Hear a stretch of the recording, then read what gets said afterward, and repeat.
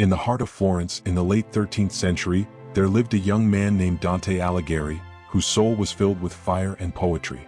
From a young age, Dante wandered the narrow streets of his beloved city, entranced by the beauty of the Arno River, the bustling markets, and the towering cathedrals that seemed to touch the sky.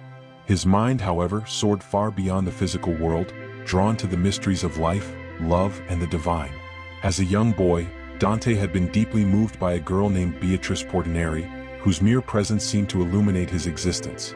Though their interactions were brief and sparse, Beatrice became a symbol of pure, unattainable love, a guiding star in Dante's imagination. She inspired him in ways that went far beyond mortal affection, becoming the muse that would lead him to create some of the most profound poetry the world had ever known. Years passed, and Florence, like many Italian city-states, became a battleground of political conflict. Dante, drawn into the city's factional struggles, found himself at odds with powerful forces.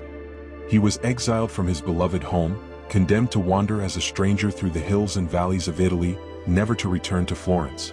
But though his body was exiled, his spirit remained fiercely tied to his city, his love for Beatrice, and his vision of the eternal. It was during these years of exile that Dante conceived his greatest work, the Divine Comedy. This epic poem would take the reader on a journey through the realms of the afterlife, from the depths of hell to the heights of heaven. Dante imagined himself guided by two figures: the Roman poet Virgil, who led him through the dark and terrifying circles of hell and the twisting, purifying path of purgatory, and Beatrice, now transformed into a heavenly being, who led him through the dazzling, celestial spheres of paradise.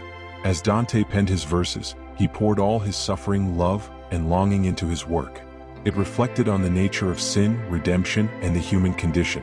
The words came to him like whispers from the divine, and with each line, Dante hoped to uncover the truth that lay at the heart of existence, a truth he believed could be glimpsed only through love and the grace of God.